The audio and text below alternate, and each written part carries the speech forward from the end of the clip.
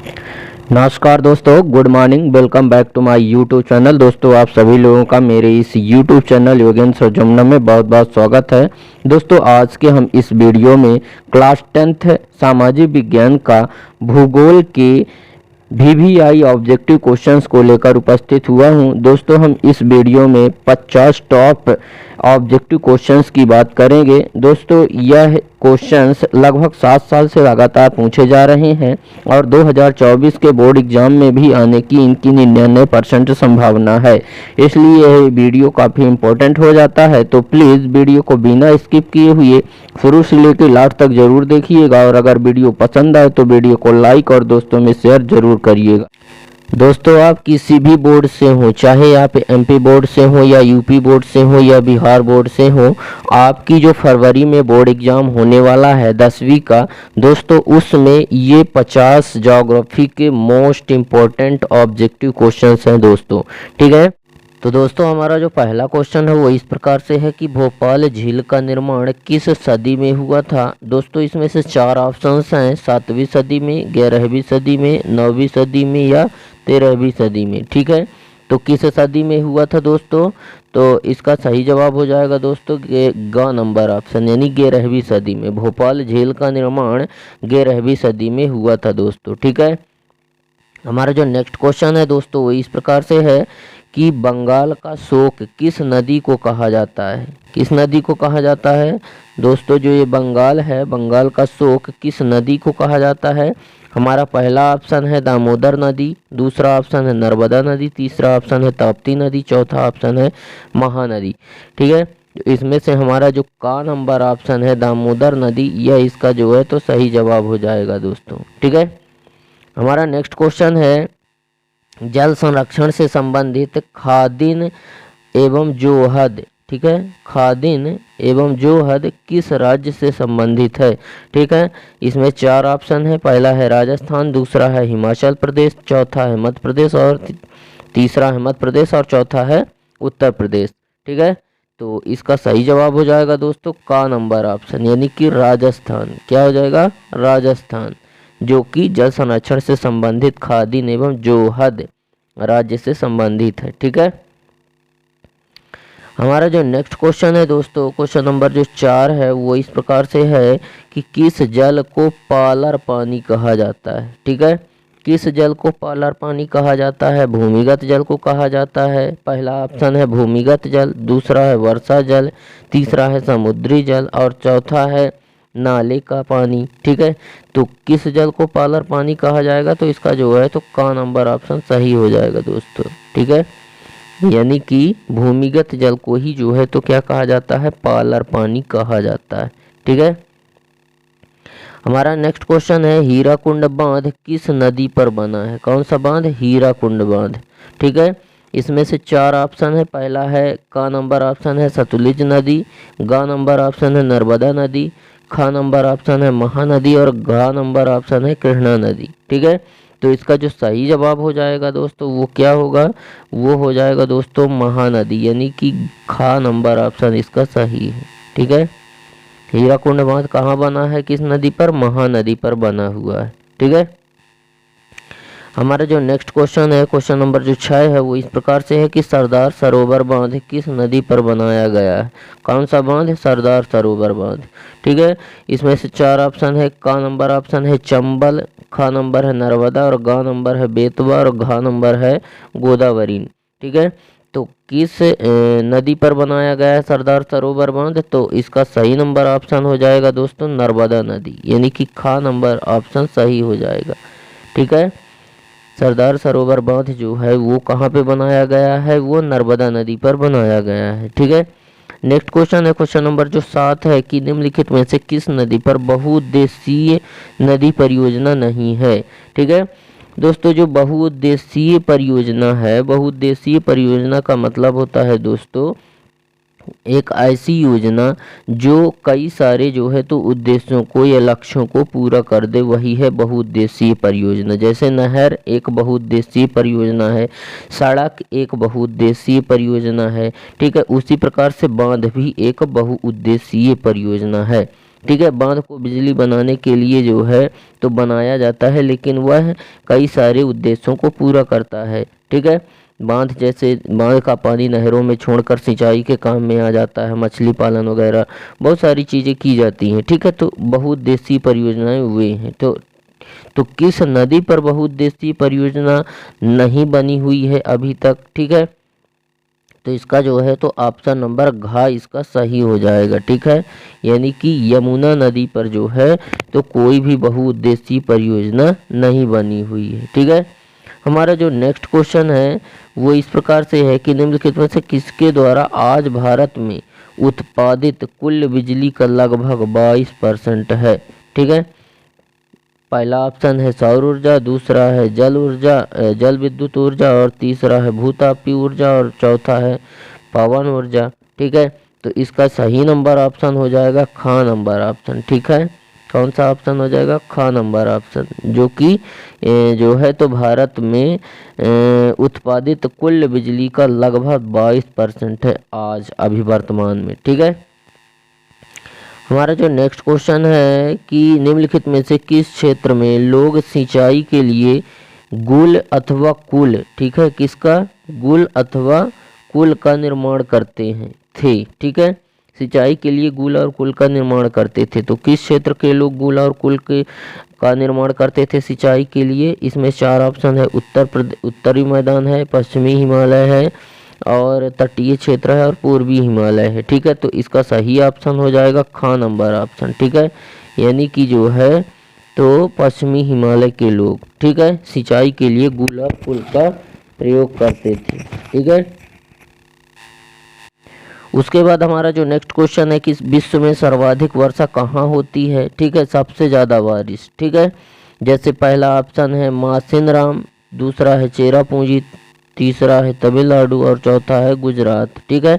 तो सबसे ज़्यादा अगर विश्व में सबसे ज़्यादा अगर बात करें वर्षा की तो वो कहाँ होगी? मासिनराम। ठीक है। यानी कि इसका जो है तो का नंबर ऑप्शन सही हो जाएगा। ठीक है। हमारा जो नेक्स्ट क्वेश्चन है, क्वेश्चन नंबर जो 11 है, वो इस प्रकार से है कि किस राज्य ने घर की छत से वर्षा जल संग्रहण आवश्यक कर दिया था? मतलब जो है तो वह एक ऐसा राज्य था जिसने ऐसा कह दिया था कि सभी लोगों को वर्षा के जल को संग्रहित करना है, छत में जो है तो पानी को एकत्रित करना है, छत में संग्रहित करना है। ठीक है। घर की छत पर जो है तो वर्षा के जल को संग्रहण करना आवश्यक कर दिया था। किस राज्य ने? ऑप्शन है तमिलनाडु, गुजरात, राजस्थान और छत्तीसगढ़। ठीक है। तो इसमें से किस राज्य ने किया था? इसका सही ऑप्शन हो जाएगा का नंबर ऑप्शन। ठीक है। यानी कि जो है तो तमिलनाडु ने जो है तो तमिलनाडु एक ऐसा राज्य था जिसने घर की ही छत पर वर्षा जल को संग्रहित करना आवश्यक कर दिया था। ठीक है। हमारा नेक्स्ट क्वेश्चन है कि निम्न में से कौन नवीकरण योग्य संसाधन है? नवीकरण यानी कि जो है तो कहा जाए तो गैर परंपरागत स्रोत। ठीक है। वही नवीकरण संसाधन है। ठीक है। जिनका हम बार बार उपयोग कर सकते हैं। तो हम दोस्तों यहाँ पे मृदा का हम बार बार उपयोग नहीं कर सकते, पौधे का हम उपयोग नहीं कर सकते, पेट्रोल का भी हम नहीं कर सकते, लेकिन जल का हम कर सकते हैं। तो नवीकरण संसाधन कौन हो गया? का नंबर ऑप्शन, यानी कि जल। ठीक है। जिसका हम बार बार उपयोग कर सकते हैं। हमारा जो नेक्स्ट क्वेश्चन है, किस शासक ने प्राचीन काल में बृहत स्तर पर बांध, झील और सिंचाई तंत्र का निर्माण करवाया था? ठीक है। प्राचीन काल में किसने करवाया था? किस शासक ने? जैसे इसमें ऑप्शन है चंद्रगुप्त प्रथम हो गया, ठीक है, चंद्रगुप्त मौर्य हो गया, अशोक महान हो गया, कुतुबुद्दीन ऐबक हो गया। तो इसका सही जवाब क्या हो जाएगा दोस्तों? इसका सही जवाब हो जाएगा चंद्रगुप्त मौर्य। ठीक है। ख नंबर ऑप्शन, जिसने प्राचीन काल में बृहत स्तर पर बांध, झील और सिंचाई तंत्र का निर्माण करवाया था। ठीक है।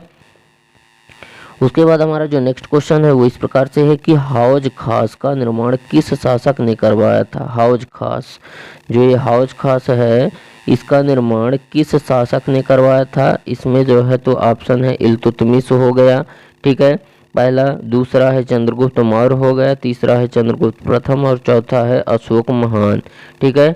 तो किसने करवाया था? तो इसका जो है तो सही ऑप्शन हो जाएगा का नंबर ऑप्शन। ठीक है। यानी कि इल्तुतमिश ने जो है स्टो हाउस खास का निर्माण करवाया था। ठीक है, अगला क्वेश्चन है बांधों को किस परियोजना के अंतर्गत रखा जाता है। बांध कौन सी परियोजना है। ठीक है, एक उद्देशीय है कि बहुउद्देशीय है कि द्विउद्देशीय है कि स्थानीय परियोजना है। ठीक है, कैसी परियोजना है वो।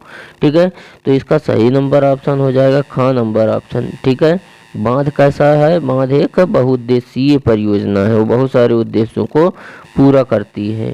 ठीक है, हमारा जो नेक्स्ट क्वेश्चन है वो इस प्रकार से है कि मेघालय में नदियों और झरनों के जल को किसके द्वारा बने पाइप से ले जाया जाता था। ठीक है, किसके पाइप बने होते थे मेघालय में।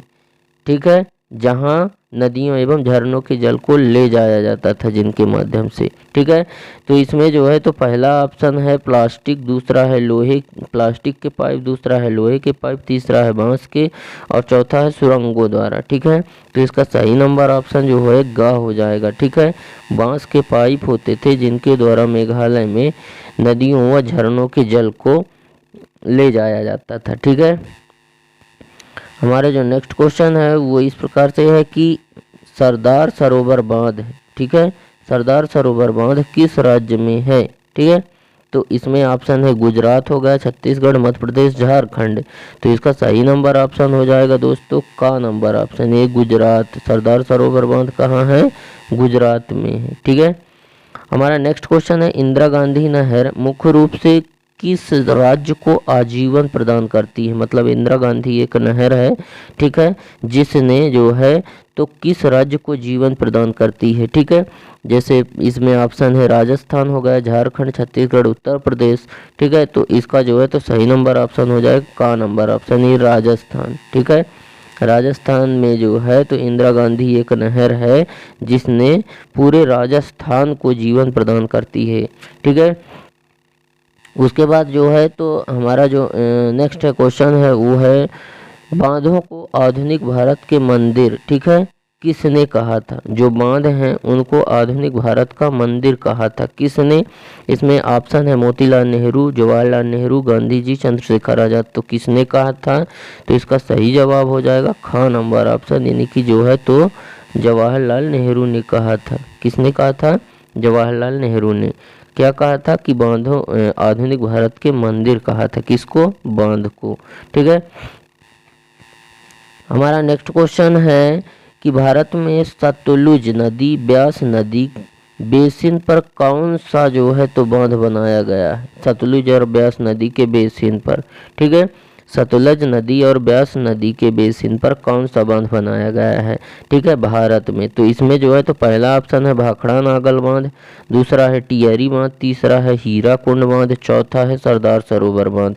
ठीक है, तो इसका सही नंबर ऑप्शन का नंबर हो जाएगा, यानी कि जो है तो भाखड़ा नागल बांध। ठीक है, यह एक ऐसा बांध है जो सतलुज नदी और ब्यास नदी के बेसिन पर बना हुआ है भारत में।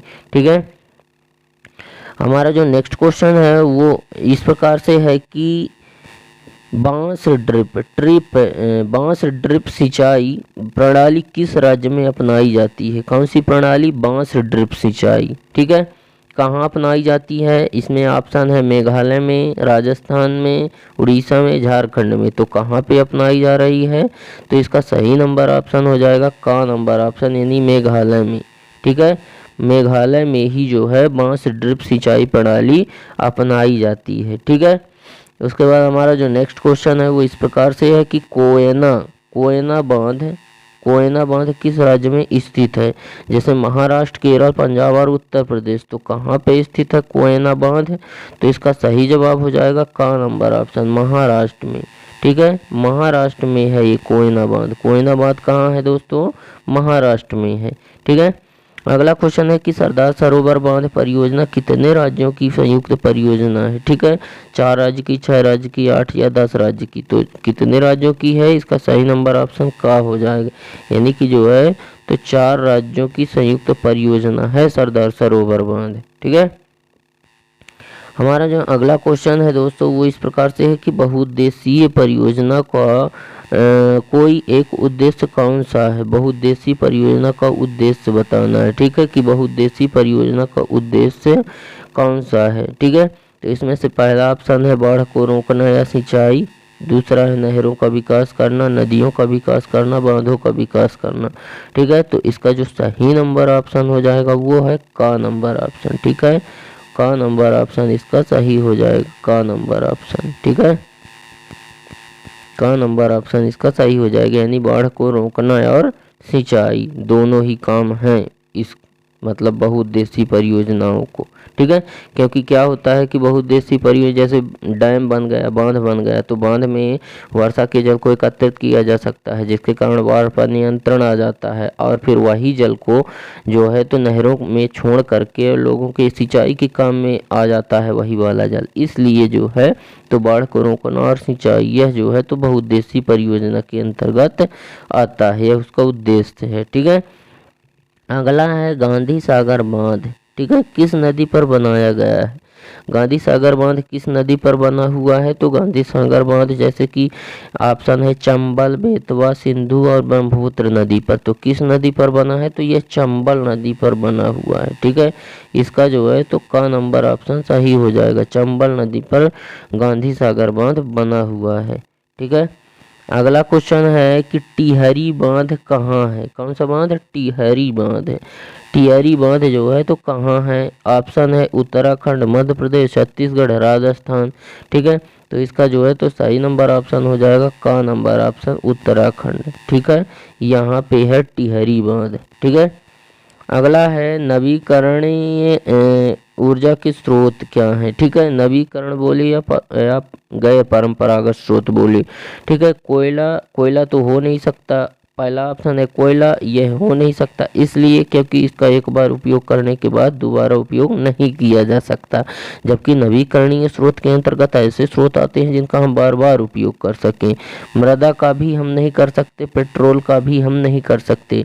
सपोज करिए अगर आप बाइक में अपने पेट्रोल डलवा कर और सब्जी लेने गए और सब्जी लेकर आए, उसमें जो पेट्रोल जल गया वो धुआं बनकर उड़ गया, क्या आप उसको दोबारा पा सकते हैं? नहीं पा सकते। तो वो है नवीकरणीय स्रोत है जिसका हम दोबारा उपयोग नहीं कर सकते। तो इसका जो है तो गा नंबर ऑप्शन सही हो जाएगा, यानी पवन। पवन को हम चाहे जितना उपयोग करें उसे ख़त्म नहीं किया जा सकता, उसका हम बार बार उपयोग कर सकते हैं। ठीक है, अगला क्वेश्चन है महासागर का जो जल है। ठीक है, महासागर क्या होता है दोस्तों? मतलब महासागर एक ऐसा जगह होता है जहाँ पे नदियों का संगम स्थल होता है। मतलब महासागर क्या होता है? नदियों का संगम स्थल होता है जहाँ पे नदियाँ आकर के मिलती हैं। ठीक है, और उसमें जो है तो नमक की मात्रा सबसे ज़्यादा पाई जाती है। ठीक है, तो उसका जल जो है तो कैसा है? क्षारीय तो हो नहीं सकता, मीठा भी नहीं हो सकता क्योंकि वहाँ पे नमक की मात्रा ज़्यादा है। ठीक है, अलवणीय नहीं हो सकता, अलवण का मतलब होता है शुद्ध जल, वह भी नहीं हो सकता। इसका सही जवाब हो जाएगा लवणीय जल। ठीक है, यानी कि नमकीनी जल है, नमक की मात्रा ज़्यादा है उसमें। ठीक है, अगला हमारा जो क्वेश्चन है वो इस प्रकार से है कि कावेरी नदी। ठीक है, कावेरी नदी का विवाद जो है तो किन किन राज्यों के बीच है? जो कावेरी नदी है उसका जो विवाद है वह किन किन राज्यों के बीच है? ठीक है, तो इसमें पहला ऑप्शन है कर्नाटक और तमिलनाडु के बीच, दूसरा है गुजरात और राजस्थान के, तीसरा है केरल और कर्नाटक, चौथा है तमिलनाडु और गुजरात। तो इसका सही नंबर ऑप्शन हो जाएगा दोस्तों का नंबर ऑप्शन। ठीक है, यानी कि जो है तो कर्नाटक और तमिलनाडु के बीच में जो है तो विवाद है कावेरी नदी का। ठीक है, अगला क्वेश्चन है बांधों का निर्माण मुख्य रूप से किसके उत्पादन के लिए किया जाता था? ठीक है, जैसे जो बांध हैं वो जो है तो बिजली उत्पादन के, पहला ऑप्शन है बिजली उत्पादन के लिए, दूसरा है मछली उत्पादन, तीसरा है जलीय जीव और चौथा है मगरमच्छ पालन के लिए। ठीक है, तो किसके लिए किया जाता था? इसका ऑप्शन नंबर जो है तो का सही हो जाएगा। बांध का वैसे जो निर्माण है वो केवल और केवल बिजली उत्पादन के लिए किया जाता है। ठीक है, उसके बाद हमारा जो नेक्स्ट क्वेश्चन है हमारा भारत में कितने प्रतिशत भूभाग पर वनों का विस्तार होना चाहिए? ठीक है, तो कितने प्रतिशत विस्तार होना चाहिए? तो इसमें चार ऑप्शन है, 33%, 44%, 55% और 35%। तो इसका सही नंबर ऑप्शन क्या हो जाएगा? सही नंबर ऑप्शन हो जाएगा का नंबर ऑप्शन। ठीक है, यानी कि जो है तो कितना 33%, 33%। ठीक है, वनों का विस्तार होना चाहिए भारत में ठीक है। लेकिन अभी कितने बचा है वर्तमान में? लगभग 22.2 यानी 22.2% ही अभी बचा हुआ है केवल, ठीक है। बाकी जनसंख्या वृद्धि बढ़ रही है, उसकी वजह से आवास हेतु एवं कृषि के विकास हेतु वनों को साफ किया जा रहा है, ठीक है, जो एक बहुत ही बड़ी क्या है, समस्या है। हमारा जो नेक्स्ट क्वेश्चन है वो निम्नलिखित में से किस प्राकृतिक संसाधन का भंडार सीमित है, ठीक है। ऐसा कौन सा भंडार है, ऐसा कौन सा संसाधन है जिसके जो भंडार हैं वह क्या है, सीमित है, यानी कि कम है, ठीक है। इसमें से पहला ऑप्शन है खनिज तेल, दूसरा है पवन ऊर्जा, तीसरा है सौर ऊर्जा, चौथा है जलीय ऊर्जा। तो दोस्तों यहाँ पे जो है तो पवन ऊर्जा जो है यह तो सीमित तो है नहीं, यह तो बहुत है, हमेशा है, इसको हम बार बार उपयोग कर सकते हैं। सौर ऊर्जा, सूर्य से प्राप्त होने वाली ऊर्जा भी जो है तो सीमित नहीं है, कितना जितना चाहो उतना ले सकते हो। जलीय ऊर्जा भी जो है तो सीमित नहीं है, लेकिन खनिज तेल जो है यह इसका ऑप्शन सही हो जाएगा, ठीक है। खनिज तेल जो है यह सीमित है, ठीक है। खनिज तेल, यह संसाधन के जो भंडार हैं वह सीमित है, इसीलिए जो है तो पेट्रोल और डीजल के दाम बढ़ते जा रहे हैं, और इसलिए क्योंकि सीमित हैं, ठीक है, इसीलिए इनका जो है तो दुरुपयोग नहीं करना चाहिए, जितना ज़रूरी हो उतना ही उपयोग करना चाहिए, ताकि भविष्य में आने वाले समय में हमें कोई समस्या का सामना ना करना पड़े इनकी वजह से, ठीक है।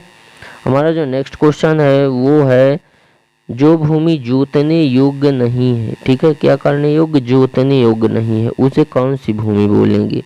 उसे जो है तो बंजर भूमि बोलेंगे कि कृषि भूमि की, उपजाऊ भूमि की, परती भूमि, क्या बोलेंगे, ठीक है। जोतने योग्य नहीं है, ठीक है, तो उसका जो है तो सही नंबर ऑप्शन हो जाएगा बंजर भूमि, ठीक है। ये ऑप्शन इसका सही हो जाएगा, क्योंकि कृषि भूमि में कृषि करेंगे, फसलें उगाएंगे, उपजाऊ में करेंगे ही कृषि, उपजाऊ भूमि में, ठीक है, ताकि हमें अच्छे से अच्छे और अच्छी उपज मिल सके। परती भूमि ये होती है कि लगभग 6 मंथ या उससे 6 मंथ या 1 साल से उसमें कृषि कार्य ना किया गया हो, परती भूमि होती है, ठीक है। हमारा नेक्स्ट क्वेश्चन है कि देश के कुल क्षेत्रफल का 43% भू क्षेत्र कैसा है, ठीक है। हमारा जो कुल क्षेत्रफल है जो, ठीक है, उसका जो 43% भू क्षेत्र जो है वो कैसा है, मतलब पहाड़ी है कि पठारी है कि मैदानी है कि पर्वतीय है, ठीक है। तो इसका जो सही नंबर ऑप्शन क्या हो जाएगा दोस्तों, इसका सही नंबर ऑप्शन हो जाएगा ग नंबर ऑप्शन, ठीक है। कितना है, मैदानी है, 43% जो है तो कैसा क्षेत्र है, मैदानी क्षेत्र है, ठीक है। उसके बाद हमारा जो नेक्स्ट क्वेश्चन है वो इस प्रकार से है कि प्रथम अंतर्राष्ट्रीय पृथ्वी सम्मेलन, कौन सा सम्मेलन, पृथ्वी सम्मेलन, कब और कहाँ हुआ था, ठीक है। तो इसमें 4 ऑप्शन है, भोपाल में, रियो डी जेनेरो शहर ब्राज़ील, नेपाल शहर, लखनऊ शहर। तो इसका सही नंबर ऑप्शन हो जाएगा ख नंबर दोस्तों, ठीक है। यह ब्राज़ील का एक शहर है रियो डी जेनेरो, ठीक है, यहाँ पे प्रथम अंतर्राष्ट्रीय पृथ्वी सम्मेलन हुआ था, ठीक है।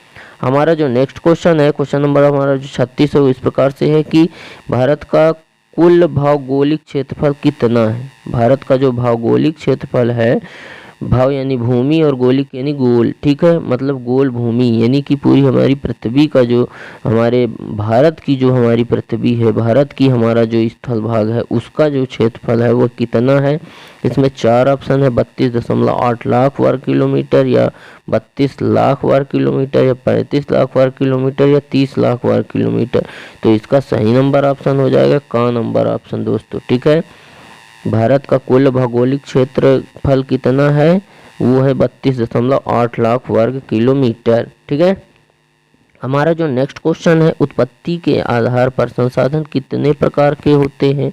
उत्पत्ति के आधार पर, ठीक है, उत्पत्ति के आधार पर यानी कि जैव और अजैव संसाधन, ठीक है। तो इसमें जो है तो कितने प्रकार के होते हैं, तो उत्पत्ति के आधार पर संसाधन 2 प्रकार के होते हैं, ठीक है। इसका सही नंबर ऑप्शन हो जाएगा 2, ठीक है, इसमें 2 हो जाएगा, ठीक है। हमारा जो नेक्स्ट क्वेश्चन है वो इस प्रकार से है कि भूमि एक कैसा संसाधन है। भूमि जो है वह एक कैसा संसाधन है, तो मतलब इसमें 4 ऑप्शन है, सीमित संसाधन, असीमित, मूल्यवान और उपयोगी। कैसा संसाधन है, सीमित संसाधन है। भूमि कैसा संसाधन है, सीमित संसाधन, क्योंकि देखो दोस्तों क्या है कि जनसंख्या बढ़ रही है लेकिन हमारी भूमि उतनी की उतनी ही है, उसमें कोई वृद्धि नहीं हो रही है। ठीक है, भूमि के मिट्टी का हम दोबारा निर्माण कर सकते हैं लेकिन उसको बनाने में लगभग हजारों वर्ष लग जाते हैं। ठीक है, वह भूमि के निर्माण की या मिट्टी के निर्माण की, मृदा के निर्माण की जो प्रक्रिया है वो बहुत धीमी है। ठीक है, हमारा नेक्स्ट क्वेश्चन है दोस्तों कि उत्पत्ति के आधार पर कौन कौन से संसाधन है। उत्पत्ति के आधार पर, ठीक है, मतलब उत्पत्ति यानी कि जिनका उत्पत्ति हो सके, जिनका जन्म हो सके, ठीक है, वो वाले संसाधन कौन कौन से हैं। ऑप्शन है जैव और अजैव संसाधन, ख नंबर ऑप्शन है व्यक्तिगत संसाधन, ग नंबर है संभावित संसाधन और घ नंबर है राष्ट्रीय संसाधन। तो इसका सही नंबर ऑप्शन जो है तो का हो जाएगा दोस्तों। ठीक है, यानी कि जो है तो अजैव संसाधन। ठीक है, कैसे संसाधन, जैव और अजैव संसाधन जो है वह उत्पत्ति के आधार पर है। ठीक है, हमारा जो नेक्स्ट क्वेश्चन है वो इस प्रकार से है कि पुरानी जलोढ़ मृदा को कौन सी भूमि कहा जाता है। पुरानी जो जलोढ़ मृदा, दोस्तों यह पुरानी जलोढ़ मृदा कैसे बनी है, यह बंगर यानी कि बंजर भूमि की मिट्टी होती है दोस्तों। ठीक है, जिसमें केवल बाढ़ की स्थिति में ही नदियां अपनी मिट्टी की, नदियों के द्वारा लाई गई मिट्टियों की परत चढ़ पाती। ठीक है, तो वह क्या होती है, पुरानी जलोढ़ मृदा होती है। तो उसकी भूमि को क्या कहते हैं, बांगर भूमि कहते हैं। क्या कहते हैं दोस्तों, बांगर भूमि। इसका खान नंबर ऑप्शन सही हो जाएगा, क्योंकि खादर भूमि में तो यह मतलब नदियां हर वर्ष जो है तो मिट्टी की परतें चढ़ाती हैं, इसीलिए खादर यानी कि उपजाऊ भूमि। ठीक है, उसके बाद हमारा जो नेक्स्ट क्वेश्चन है वो इस प्रकार से है कि लैटेराइट शब्द ग्रीक भाषा के किस शब्द से बना है। जो लैटेराइट शब्द है यह ग्रीक भाषा के किस शब्द से बना है। लेट से, लेटर से, या लेट से, या लोट से किससे बना है, तो यह लेटर से बना है दोस्तों। इसका जो है तो ख नंबर ऑप्शन सही हो जाएगा। लैटेराइट शब्द जो है तो वह ग्रीक भाषा के किस शब्द से बना है, लेटर से बना है। ठीक है, हमारा जो अगला क्वेश्चन है वो इस प्रकार से है कि पंजाब और हरियाणा, ठीक है, कहाँ, पंजाब और हरियाणा में कितने प्रतिशत भूभाग पर कृषि की जाती है। ये जो दो राज्य हैं भारत के, पंजाब और हरियाणा में, यहाँ पे कितने प्रतिशत भूभाग पर खेती की जाती है दोस्तों। तो यहाँ पर जो है तो इसमें ऑप्शन है 70%, 80, 90 और 60%। तो कितने प्रतिशत पर की जाती है, तो 80% भाग। ठीक है, 80% भाग पर कृषि की जाती है। केवल 20% भाग जो है तो घर बने होंगे या बिल्डिंग बने होंगी या कोई कंपनी या कारखाना लगा होगा, लेकिन 80% भाग पर केवल कृषि कार्य किए जाते हैं। ठीक है, अगला क्वेश्चन है कि लद्दाख और कैसा मरुस्थल है। जो लद्दाख है वह कैसा मरुस्थल है। ठीक है, मरुस्थल से मतलब होता है दोस्तों नमी से। ठीक है, तो लद्दाख कैसा मरुस्थल है, उष्ण है कि शीत है कि उपोष्ण की उच्च मरुस्थल है। ठीक है, तो ये सीधी सी बात है, लद्दाख, लेह लद्दाख जो है वहाँ पे बर्फ वगैरह बहुत ज़्यादा मात्रा में होती है, इसीलिए उष्ण तो हो नहीं सकता है ना, उपोष्ण भी नहीं हो सकता। उपोष्ण का मतलब होता है, ठीक है, उपोष्ण, ठीक है, मतलब थोड़ा ठंड और थोड़ा गर्मी। ठीक है, लेकिन शीत मरुस्थल के अंतर्गत अगर हम देखें तो शीत मरुस्थल सही है। ठीक है, इसका ख नंबर ऑप्शन सही हो जाएगा। लद्दाख कैसा मरुस्थल है, शीत मरुस्थलीय है लद्दाख, क्योंकि वहाँ पे बर्फ बहुत ज़्यादा जमी होती है। ठीक है, जिसकी वजह से वह गीला और जो है तो ठंडा क्षेत्र है।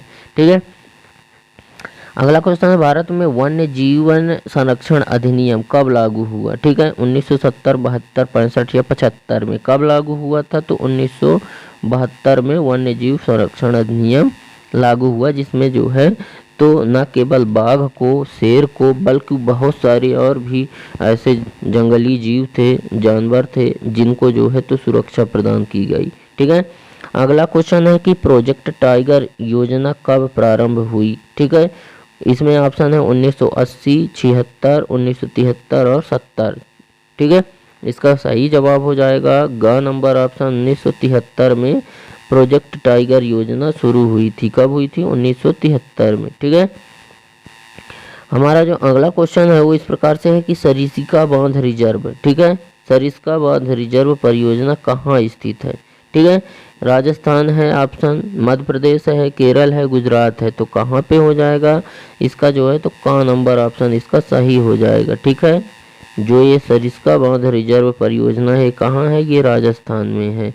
अगला क्वेश्चन है कि ओडिशा और बिहार की जनजातियां शादी के दौरान कौन से वृक्षों की पूजा करती हैं। ठीक है, ओडिशा और बिहार में जब शादियां होती हैं तो किस वृक्ष की पूजा की जाती है, तो ऑप्शन है खिजड़ी और चंदन, तुलसी और बरगद, आम और इमली और पीपल और बट वृक्ष। तो किसकी कौन कौन से वृक्ष की पूजा की जाती है, तो आम और इमली की। किसकी की जाती है, आम और इमली की, यानी कि ग नंबर ऑप्शन इसका सही हो जाएगा। अगला क्वेश्चन है कि किसकी पूजा करना जनजातियों का सदियों पुराना विश्वास है।